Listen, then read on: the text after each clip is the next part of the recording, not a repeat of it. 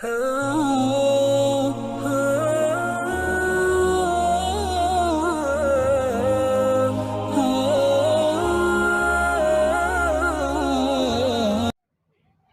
علیکم ورحمۃ اللہ وبرکاتہ۔ بسم اللہ الرحمن الرحیم، الحمد للہ رب العالمین، والصلاة والسلام علی سید الانبیاء والمرسلین محمد وعلی آلہ وصحبہ اجمعین، اما بعد۔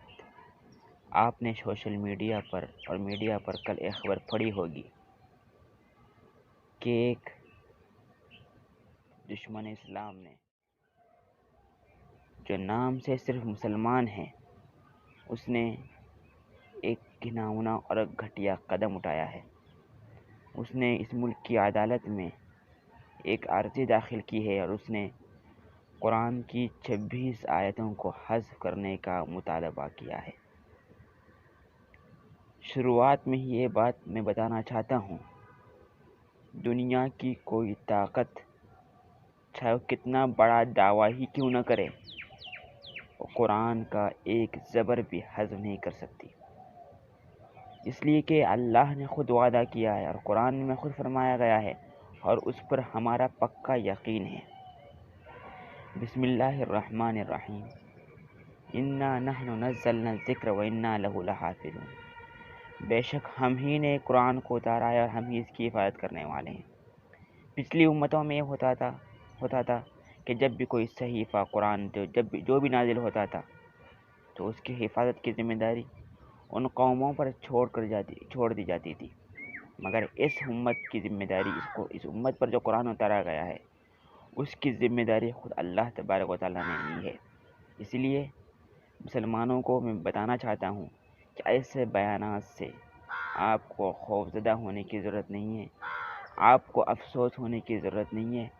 اس کے گناؤنے اقدام کی وجہ سے اللہ نے خود اس کی حفاظت کا وعدہ کیا ہے، اور اس نے یہ بھی کہا کہ ان آیتوں کے بل پر خلفائے راشدین نے اپنے طاقت کے بل پر ان آیتوں کو سامنے رکھتے ہوئے اسلام کو پھیلایا، جبکہ میں یہ بات بھی واضح کرنا ضروری سمجھتا ہوں کہ اسلام پھیلا ہے تو صرف اخلاق کے وجہ سے پھیلا ہے۔ اسلام اللہ کے رسول صلی اللہ علیہ وسلم اور ان کے صحابہ اور علماء، اولیاء، صلحاء کے اخلاق کی وجہ سے پھیلا ہے۔ وسیم رضوی جیسے لوگ اپنے سیاسی آقاؤں کو خوش کرنے کے لیے ایسے اقدام اٹھاتے رہیں گے، مگر اسلام زندہ رہے گا، قرآن زندہ رہے گا، اس لیے کہ یہ بھی اللہ کا معجزہ ہے کہ کروڑوں حفاظ کے دلوں میں، علماء کے دلوں میں اللہ نے اس کو زندہ رکھا ہے۔ اس لیے قرآن کا کوئی بھی بال بیکار نہیں کر سکتا۔ اگر آپ خدا نخواستہ دنیا میں موجود تمام نسخوں کو جلا دیا جائے تو اس کے باوجود بھی وہ کچھ بال بیکار نہیں کر سکتے، اس لیے کہ قرآن لاکھوں کروڑوں پوری دنیا کے حفاظ کے دلوں میں موجود ہے، علماء کے سینوں میں موجود ہے اور بہت سی شکلوں میں موجود ہے، اس کا کوئی بال بیکار نہیں کر سکتا۔ اس لیے کہ وسیم رضوی جیسے لوگ پھیلے بھی بہت آئے اور بہت چلے بھی گئے، وہ ختم ہو گئے، نیست و نابود ہو گئے، مگر قرآن، اسلام اور مسلمان اپنی شان کے ساتھ زندہ ہیں۔ مسلمانوں کو چاہیے کہ قرآن کی روشنی میں دوسروں کو اسلام کی طرف بلائیں، قرآن کی روشنی سب کو دکھائیں، قرآن میں کیا کہا گیا ہے۔ اس نے جب ایک عرضی داخل کر کے میڈیا سے بات کی، اس نے یہ کہا کہ اس میں بہت سی ایسی اچھی چیزیں بھی ہیں۔ میں بتانا چاہتا ہوں، قرآن میں سبھی اچھی چیزیں ہیں، جو آیتیں ہیں جہاد کے بارے میں اور جو بھی ہو، میں بات بتانا چاہتا ہوں۔ اس سے پہلے بھی بہت بار ہوا ہے کہ لوگ، بعض کم عقل قسم کے لوگ، اس کے سیاق سباق کو ہٹا کر اسلام کو بدنام کرنے کے لیے ان آیتوں کو لوگ پہلے بھی پیش کرتے آ رہے ہیں اور آج بھی پیش کر رہے ہیں۔ ہم کو ڈرنے کی ضرورت نہیں ہے، ہم کو گھبرانے کی ضرورت نہیں ہے۔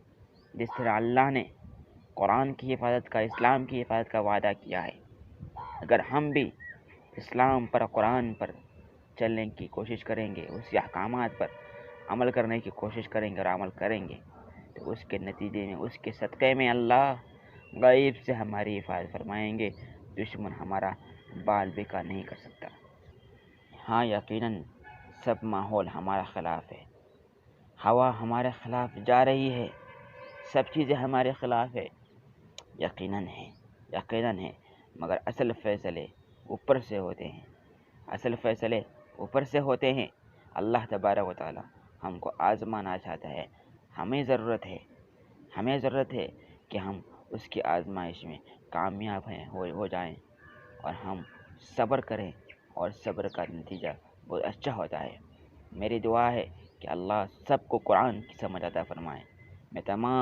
میں میری اس سوشل میڈیا کے پلیٹ فارم سے یہ بات کو کہنا چاہتا ہوں، آؤ میرے انسانی بھائیوں، میرے بھائیوں، ایک اللہ کی عبادت کرو اور اس کے بھیجے ہوئے نبی حضرت محمد مصطفیٰ صلی اللہ علیہ وسلم کے راستے پہ چلو، ان کے بتائے ہوئے راستے پہ چلو، اسی میں ہماری کامیابی ہے، اسی میں دنیا کی کامیابی ہے۔ کسی بھی مذہبی کتاب میں مورتی پوجا کا اور اس طرح کی پوجا کا تذکرہ نہیں ملتا۔ تمام مذہبی کتابیں یہی کہتی ہے اور خود قرآن یہ کہتا ہے، اور حق بھی یہی بنتا ہے ہم سب کا کہ ہم اس ایک کریٹر کی، ایک مالک کی، ایک اللہ کی عبادت کریں جس نے ہم کو پیدا کیا۔ السلام علیکم ورحمۃ اللہ وبرکاتہ۔